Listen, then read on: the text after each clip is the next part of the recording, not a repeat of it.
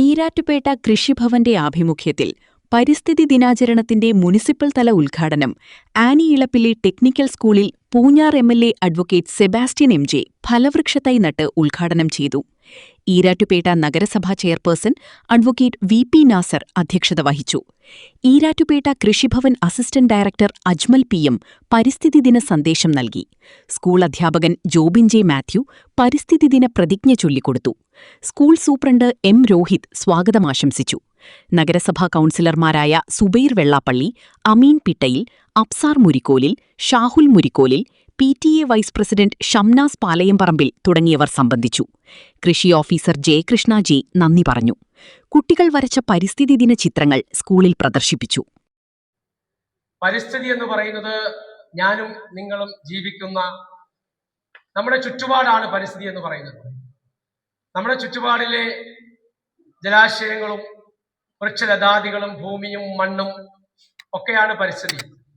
ആ പരിസ്ഥിതിയെ, നമ്മുടെ സമീപത്തുള്ള പരിസ്ഥിതി, നമ്മുടെ കണ്ണുകൊണ്ട് കാണുന്ന പരിസ്ഥിതി സംവിധാനങ്ങളെ നാം ഓരോരുത്തരും പരിപാലിക്കാൻ തയ്യാറായാൽ നമ്മുടെ രാജ്യത്തെ പരിസ്ഥിതി സംരക്ഷിക്കപ്പെടും.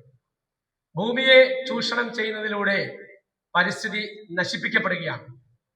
ജലാശയങ്ങൾ സംരക്ഷിക്കുക, മാലിന്യങ്ങൾ വലിച്ചെറിയാതിരിക്കുക, വൃക്ഷത്തൈകൾ വെച്ചുപിടിപ്പിക്കുക, അതിനെ പരിപാലിക്കുക.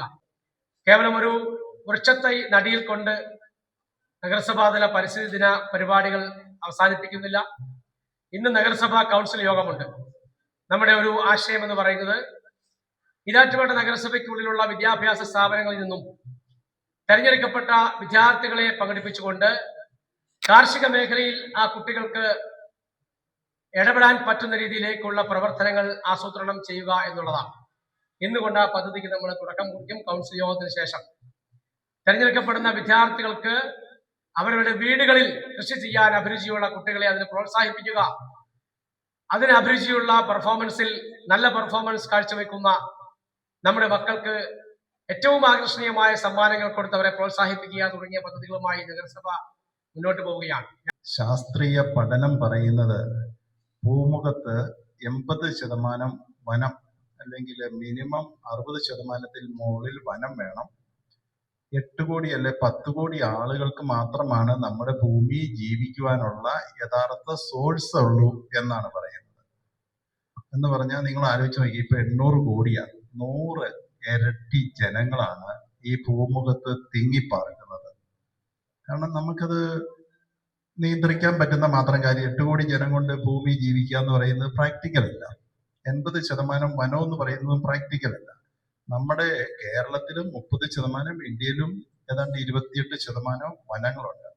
കാരണം കാർബൺ നിഗമനം കുറയ്ക്കണമെന്നുണ്ടെങ്കിൽ മരങ്ങൾ ഉൾപ്പെടെയുള്ള ഫലവൃക്ഷങ്ങൾ ഉൾപ്പെടെയുള്ള വെച്ചു പിടിപ്പിച്ച് അതിനെ പ്രൊട്ടക്റ്റ് ചെയ്തേ പറ്റുള്ളൂ. അപ്പം നമ്മുടെ ഈ ആവാസ വ്യവസ്ഥ പിടിച്ചു നിൽക്കുന്നതിന് ആണ് ലോകമെമ്പാടും ഇന്ന് പരിസ്ഥിതി ദിനമായി ആചരിക്കുന്നതും.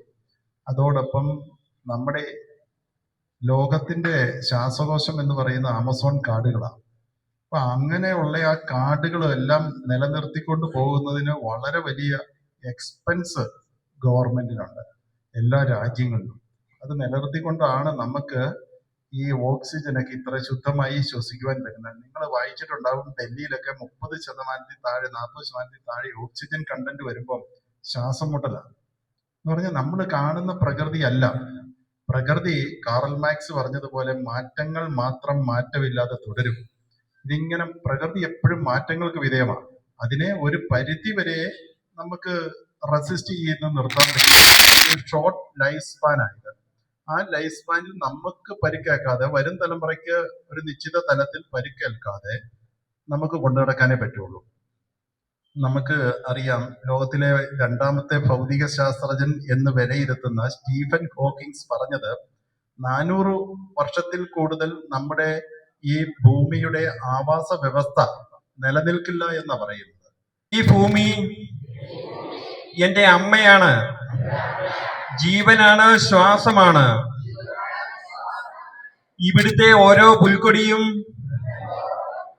ഓരോ ഇലപ്പച്ചയും ഓരോ സഹജീവികളും എന്റെ കൂടപ്പിറപ്പാണ്. അതിനാൽ തന്നെ പരസ്പരം സഹവസിക്കുന്ന പ്രകൃതിയുടെ പ്രചോദനം ഉൾക്കൊണ്ട്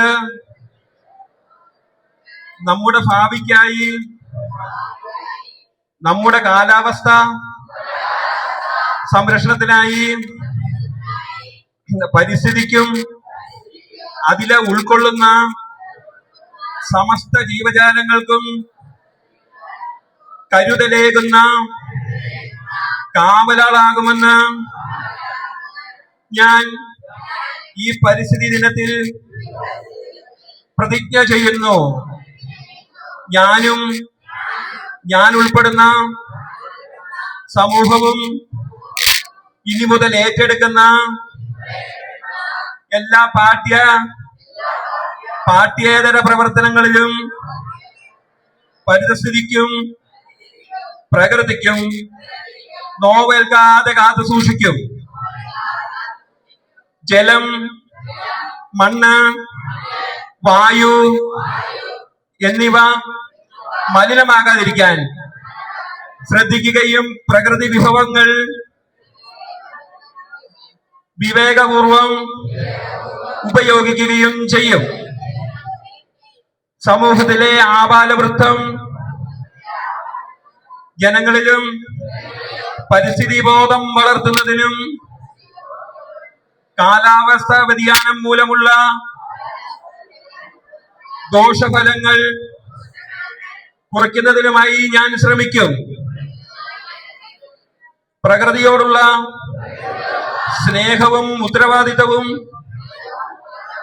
പ്രചരിപ്പിക്കുന്നതിനും വൃക്ഷങ്ങൾ നട്ടുപിടിപ്പിക്കുന്നതിനും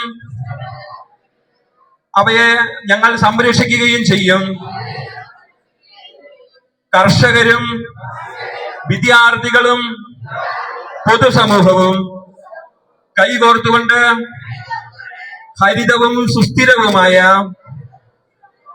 ഭൂമിയെ ഭാവി തലമുറയ്ക്കായി സംരക്ഷിക്കാൻ ഉത്തരവാദിത്തത്തോടെ പ്രവർത്തിക്കുമെന്ന് ലോക പരിസ്ഥിതി ദിനത്തിൽ ഞാൻ ദൃഢപ്രതിജ്ഞ ചെയ്യുന്നു.